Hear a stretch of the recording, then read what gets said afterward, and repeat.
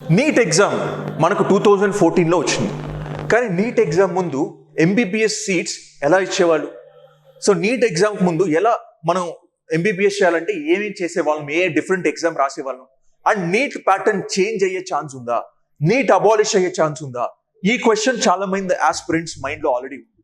So now we'll evaluate NEET ముందు ఏం జరిగేది, ఇప్పుడు ఎలా జరిగే ఛాన్స్ ఉంది, evolution of medical education in India. Why this discussion? NEET continue అవ్వాలా లేదా అని చాలా మంది మైండ్ లో ఉన్న doubt.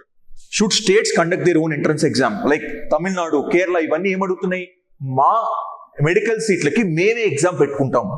Should class 12 marks be consider? ఇది కూడా మనం ఆల్రెడీ వీడియో చేసాం. క్లాస్ 12 మార్క్స్ కన్సిడర్ చేసుకోవాలా, 75% వెయిటేజ్, 50% వెయిటేజ్ నీట్ స్కోర్ కి యాడ్ చేయాలా వీటిని? Should admissions return to the pre NEET system? ఇది మైండ్ లో చాలా మంది ఆస్పిరెంట్స్ మైండ్ లో ఉన్న క్వశ్చన్ అనమాట.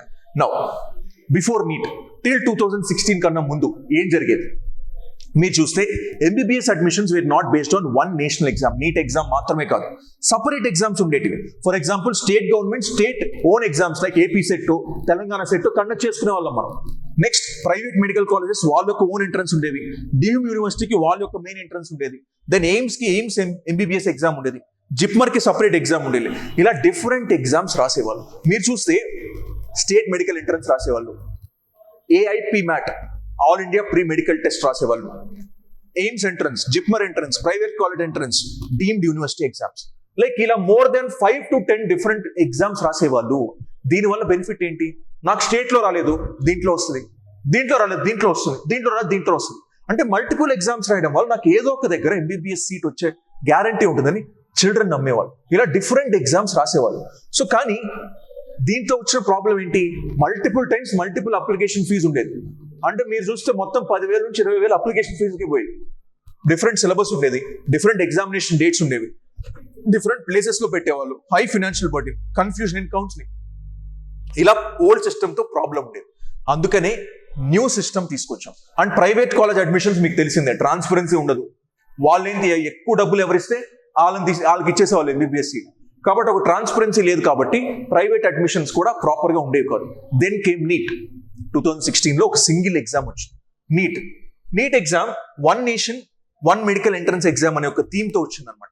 అంటే అది గవర్నమెంట్ అయ్యుండొచ్చు, ప్రైవేట్ అయ్యుండొచ్చు, డీమ్డ్ అయ్యుండొచ్చు, సెంట్రల్ ఇన్స్టిట్యూషన్, అన్నిటికీ ఒక్కటే సింగిల్ ఎగ్జామ్ అనే మోటోతో వచ్చింది అనమాట NEET aim to provide uniform standards. అంటే ప్రైవేట్ యూనివర్సిటీ ఒకలాగా, డీమ్డ్ యూనివర్సిటీ ఒకలాగా ఎంట్రన్స్ కాకుండా అందరికి ఒక యూనిఫామ్ స్టాండర్డ్స్ డిఫైన్ చేసింది.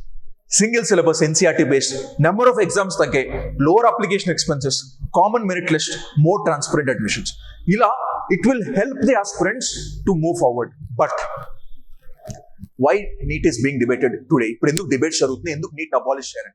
ఎక్స్పెక్టేషన్స్ బాగానే ఉన్నాయి, బట్ రియాలిటీ ఏంటి? రియాలిటీ ఏమొచ్చింది? One nation decides the student future. ఇంతకుముందు మల్టిపుల్ ఎగ్జామ్స్ రాసి ఏదో ఒక చోట ఎంబీబీఎస్ సీట్ వచ్చేది, కానీ ఇప్పుడు ఓన్లీ సింగిల్ ఎగ్జామ్. ఈ సింగిల్ ఎగ్జామ్ లో నీకు రాకపోతే కథం, ఎంబీబీఎస్ సీట్ రాదు. నెక్స్ట్ రూరల్ స్టూడెంట్స్ కి డిసడ్వాంటేజ్ గా ఉండేది.